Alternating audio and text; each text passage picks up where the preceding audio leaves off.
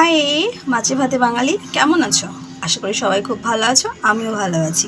Welcome to Suri's blog. তো দেখো, আমি এখানে নিয়ে চলে এসেছি হচ্ছে মোটে 3 পিস ভাজা মাছ। তো এই 3 পিস ভাজা মাছ দিয়ে আজকে আমি একটা রান্না করব। আমি এখনও তার নাম জানি না, কী নাম দেবো নিজেও জানি না। তো চলো, কী রান্না করছি সবটা তোমার সাথে শেয়ার করছি, আর কী কী লাগছে তার জন্য সেটাও তোমার সাথে শেয়ার করছি। তো এখানে ফার্স্টে আমি ভিজিয়ে রেখেছি হচ্ছে কাজু বাদাম, চালমগজ আর পোস্ত। এখানে কেটে রেখেছি একদম স্যালাডের মতন করে সুন্দর করে টমেটো, আদা রসুন আর কাঁচা লঙ্কা, আর এখানে পেঁয়াজ।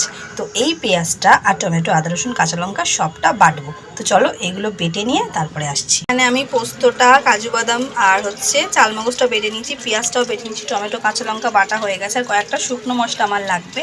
তো এখানে লাগবে হচ্ছে একটু গরম মশলা গুঁড়ো, ফোড়নের জন্য হচ্ছে সাজিরা, এখানে আছে হচ্ছে জিরা গুঁড়ো, লঙ্কা গুঁড়ো, নুন, হলুদ।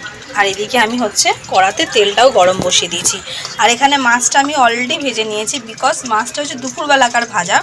কেন হচ্ছে আজকে আমাদের মাছ ভাজা দিয়ে, ডাল দিয়ে, আলু ভাজা দিয়ে ভাত খাওয়া হয়েছে। তো 3 পিস মাছটা যখন বেঁচে গেছে, তাই আমার মাথায় এলো চলো একটা উল্টোপাল্টা মাছের কিছু একটা বানাই।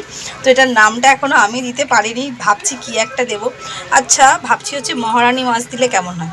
চলো মহারানী মাছই থাকুক, মহারানী রুই মাছ মাছটার নাম আমি রেসিপিটা দিলাম। তো কড়াটা এদিকে গরম হয়ে গেছে, আমি এখন এখানে আমি হচ্ছে দারচিনি একটু নিয়েছি আর সাজিরে, বিকজ দারচিনির ফ্লেভারটা না আমার পার্সোনালি খুব ভালো লাগে, তার জন্য এইটার সঙ্গে আমি এখন ফোড়নে দিলাম সাজিরা আর দারচিনিটা। ফোড়নটা জাস্ট লাইট হয়ে যাক। আমার এখানে হয়ে গেছে, এবার দিয়ে দেবো হচ্ছে আমি পেঁয়াজ বাটাটা।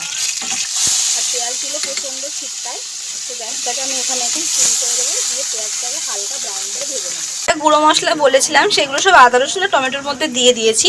দিয়ে এখন এই মশলাটা পেঁয়াজ ভাজার মধ্যে দিয়ে দেবো, দিয়ে এটাকে এখন খুব ভালো করে কষাতে থাকবো। একদম গ্যাসটা কিন্তু আমার এখনও সিম আছে, আর পেঁয়াজটা আমি হালকা করে ভেজে নেওয়ার পর কিন্তু মশলাটা অ্যাড করেছি। মশলাটা খুব ভালো করে কষা হয়ে গেছে। এবার হচ্ছে কাজু বাদাম আর চালমগজ আর পোস্তটা যেটা বাটা ছিল সেটা আমি এর মধ্যে দিয়ে দিলাম, দিয়ে এটাকে এখন হালকা করে কষাতে হবে।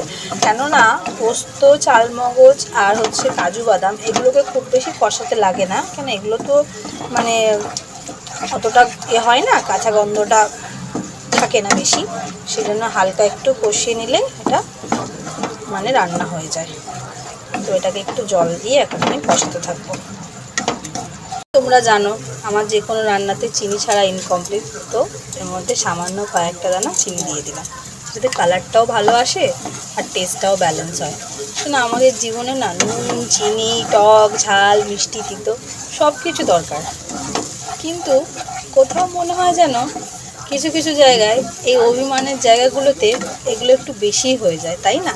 কোনো ব্যাপার না, অভিমানটা থাকা ভালো, কেননা তুমি যার উপরে অভিমানটা করবে দেখবে অভিমান করে থাকলে তার প্রতি ভালোবাসাটাও তোমার বেড়ে যাবে, আর তারও হয়তো তোমার প্রতি সেই ভালোবাসাটা আরও দ্বিগুণ হয়ে যাবে। যাই হোক, দেখো কথা বলতে বলতে আবার এখানে মশলাটা কিন্তু কষা হয়ে গেছে, বাট এটাকে আমি আর একটু কষবো, কেন মশলা যত কষা হবে, যত তেল ছাড়বে, তত বেশি রান্নাটা টেস্টফুল হবে। মশলাটা আমার পুরো কষা হয়ে গেছে, আমি 1 বাটি গরম জল করে নিয়েছিলাম, সেইটা আমি দিয়ে দিলাম, আর মশলা ধোয়া জলটাও তার সাথে ছিল বাটির মধ্যে। সবটা দিয়ে এখন এটাকে আমি একদম সিমে রেখে জাস্ট একটু ফুটতে দেবো। তো চলো এটা একটু ফুটে উঠুক। ঝোলটা ফুটেছে কিনা, বাহ, ঝোলটা ফুটে উঠেছে। এবার আমি সুন্দর করে মাছগুলোকে দিয়ে দেবো এর মধ্যে। চলো মাছগুলোকে দিয়ে এটাকে আমি এখনও 5-7 মিনিট ফোটাবো।